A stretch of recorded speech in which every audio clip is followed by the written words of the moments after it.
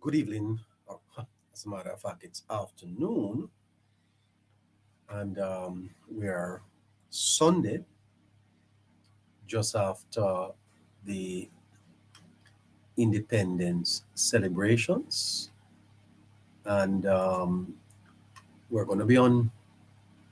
We're going to be on you TikTok um, at 7 o'clock. By the way, 6 o'clock. Welcome to another podcast from the Politics Matter um, network. Hello, neighbor here. I'm just waiting for a couple of well, I'm live. So I'm recording this live podcast from the Politics Matter. Okay, let me turn this down. I'm recording this live. Okay.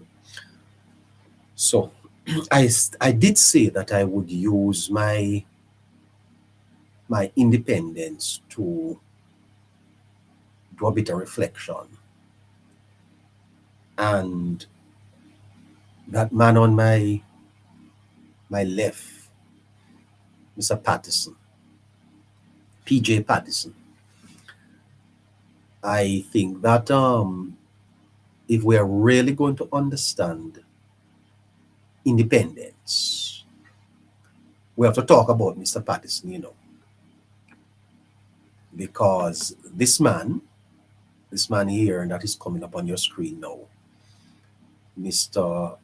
Wholeness, Mr. Wholeness is doing the work that PJ promised. PJ promised much, but I don't think PJ delivered. And Jamaica, we love make noise. We make a lot of noise in Jamaica, but there's not a lot of serious discussions around the issues that matter.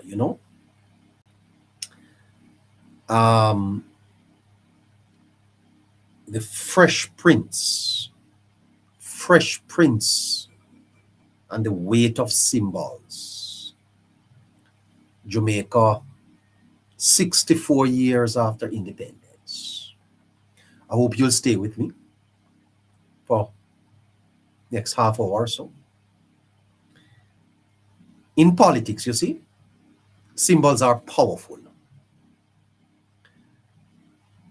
And sometimes the symbols are more powerful than the policy, because the symbols touches the emotions. Mr. Siaga was read by many as the outsider, especially those in the PNP.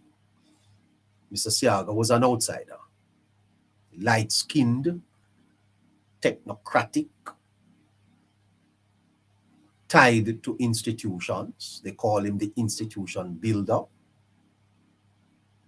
And he was prime minister from 1980 to 1989. Then came PJ Patterson, who resigned from the cabinet in a cloud, promised that he shall return, and return he did. Won 3 straight elections, and is today Jamaica's longest serving prime minister, PJ Patterson. And when he came with a powerful branding.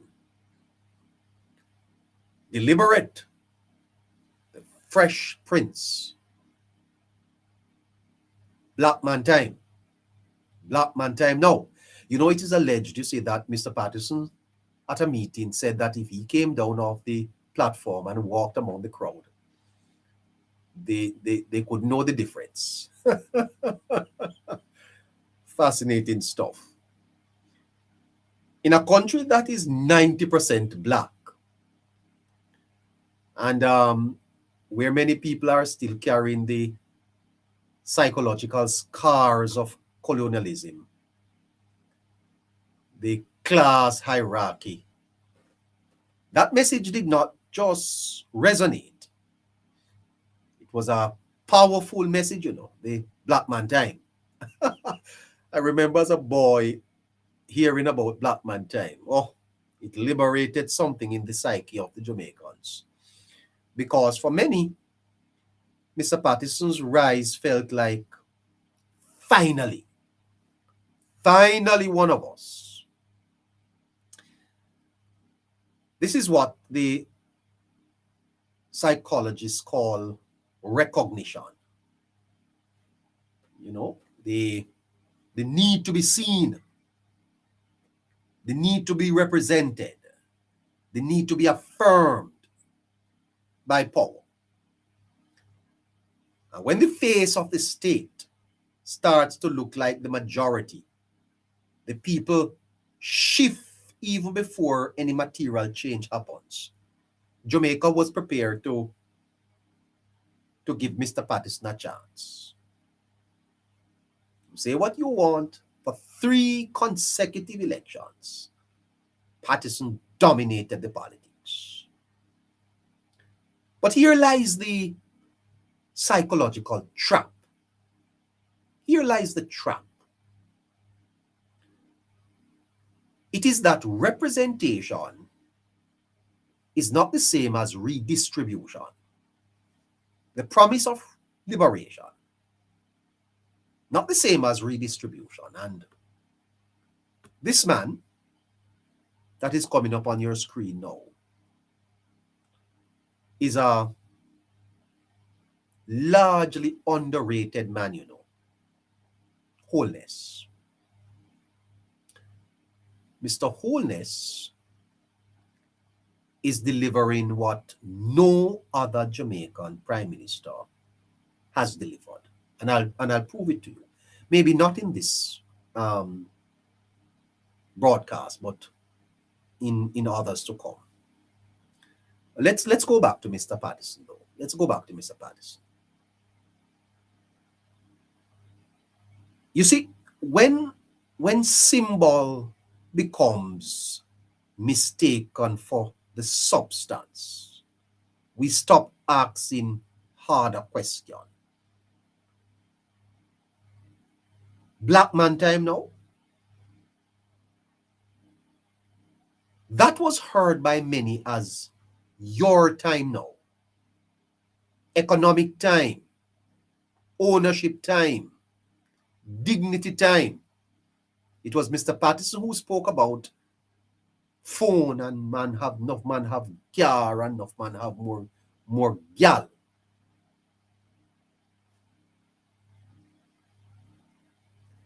That expectation, the expectation of black man time now, that permeated the society, and the black man heard that it was his time. His time to do what, though? What was it black man time to do?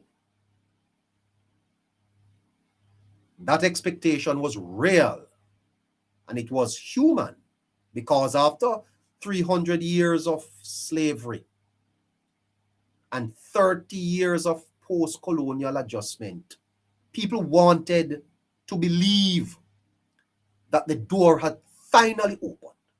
Imagine a society oppressed by 300 years of colonialism, 300 years of slavery, and after that, 30 years of post-colonial adjustment, to be told that it was our time. Black man. Look at the man on the screen. He's a black man.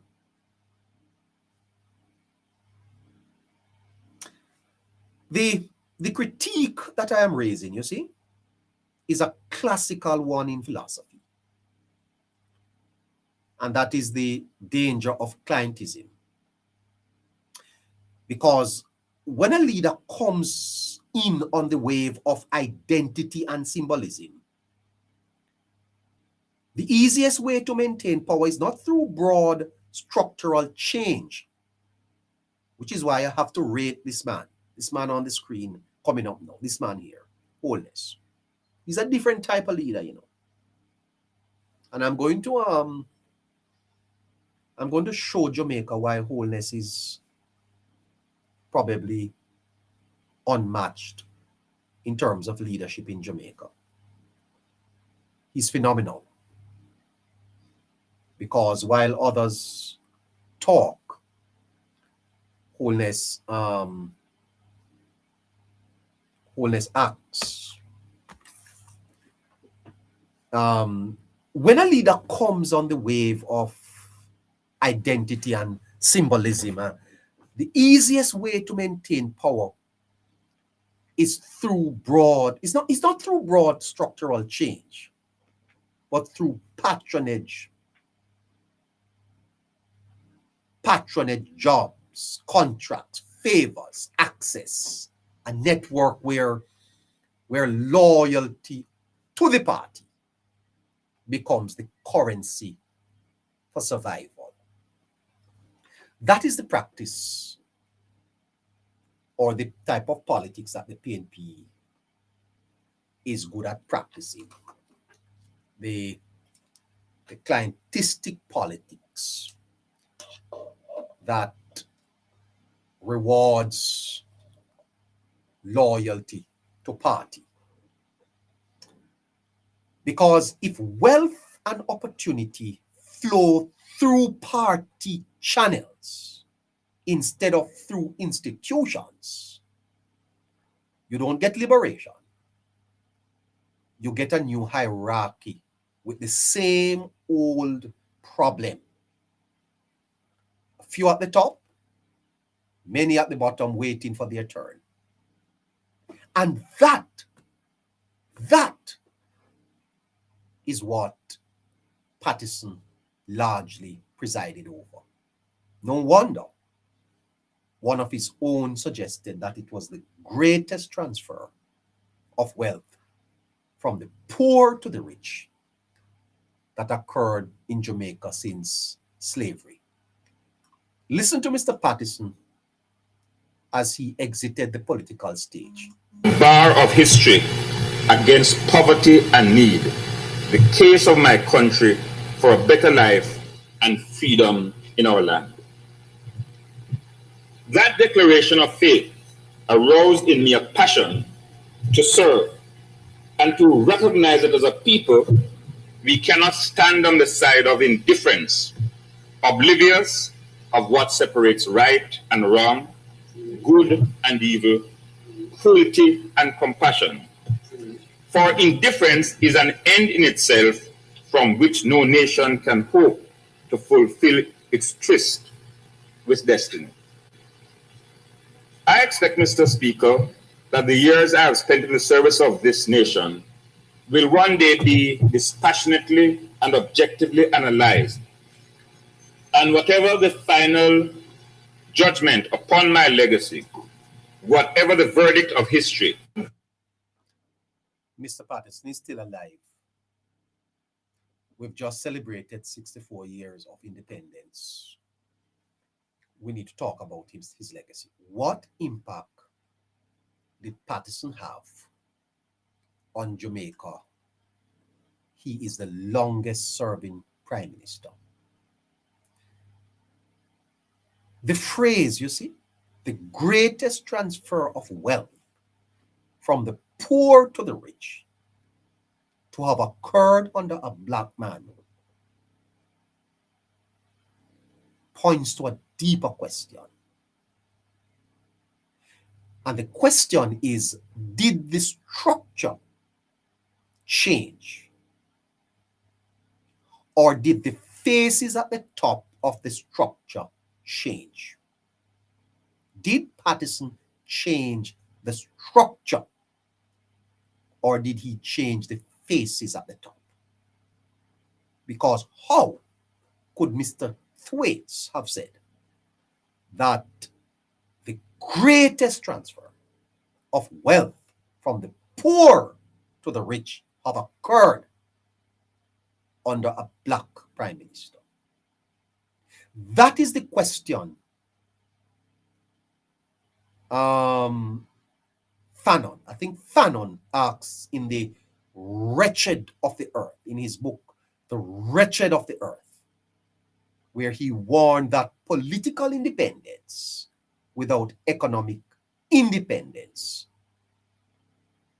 creates a national problem because it only mimics the old colonizer. Was Jamaica recolonized under Patterson?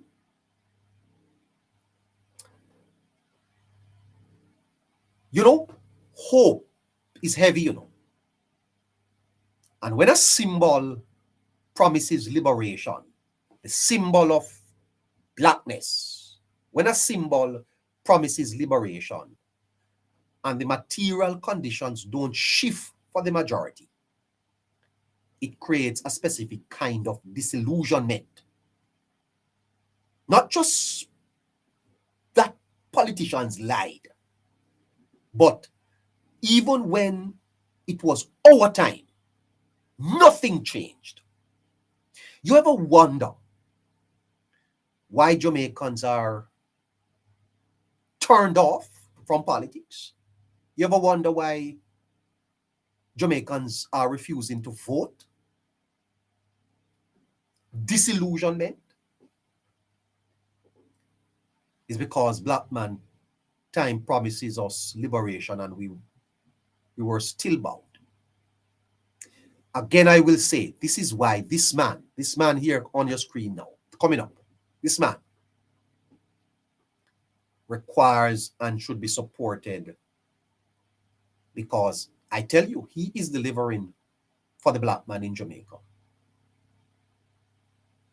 Mr. Siaga, you see, Mr. Siaga spoke of the two Jamaicas. This is the sociological lesson that societies have to learn. That societies are not one, They are stratas. We are created equal, but there are inequality in society. Quite a bit of inequality, as a matter of fact. And socioeconomic inequalities are some of the worst. But let's get back to Mr. Patterson, because we get to Mr. Holness at some other time. The cynicism in the society, the idea that no one can change anything, and cynicism is the death of civic life. That's the psychological blow that the Patterson era offered. Cynicism.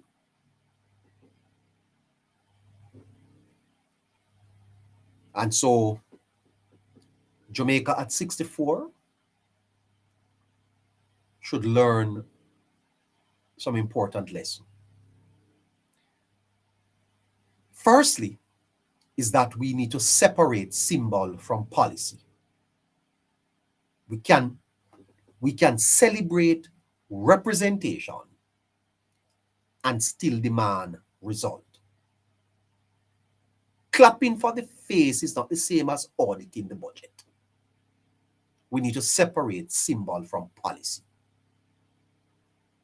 Secondly, we must reject clientelism, because a country cannot be liberated if your house, your job, or your road depends on which party you support.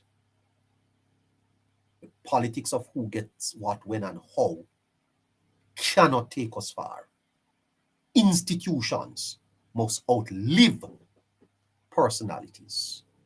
Institutions must outlive personalities. And thirdly, we need to redefine black man time. If it means anything, black man time must mean ownership. Black man time must mean land, capital, education, businesses, not just access to the Prime Minister's office. Siaga, Patterson, and every leader after them are chapters in the same book, the book of post-colonial Jamaica trying to figure out power. The Fresh Prince moment showed us how much Jamaicans crave dignity and recognition. It was a frenzy when Patterson came on the scene. The Fresh Prince, Black Man Time moment showed us how much Jamaicans crave dignity and recognition. The years that followed showed us how much we still need structure, accountability, and economic justice to go with that dignity. That's what this man, that man coming up on your screen now, that's what he's offering to Jamaica. That's the difference. So symbols open the door. That's what Patterson did. But only policy, discipline, and civic pressure keep it open. And so at 64, the question for us is no longer, whose time is it? The question is, what are we building with the time we have? Was Black Man Time a blessing or a curse?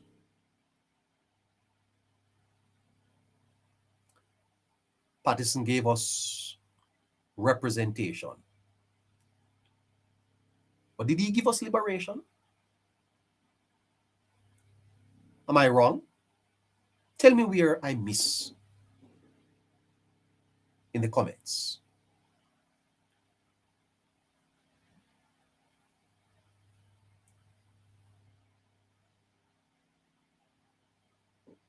As I said earlier, in politics, symbols are powerful. Sometimes they are more powerful than policy. Mr. Siaga was read by many as the outsider, the light-skinned, technocratic, tied to institution. Then came PJ. Powerful branding. Fresh Prince. Black Man Time now. But my God, how did he leave the black man? That's all the time I have. Join me again for another podcast. Take care.